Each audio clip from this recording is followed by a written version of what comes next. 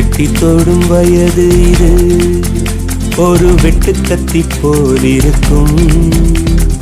அதிசயம் என்னவென்றால் அதன் இரு பக்கம் கூறியிருக்கும்.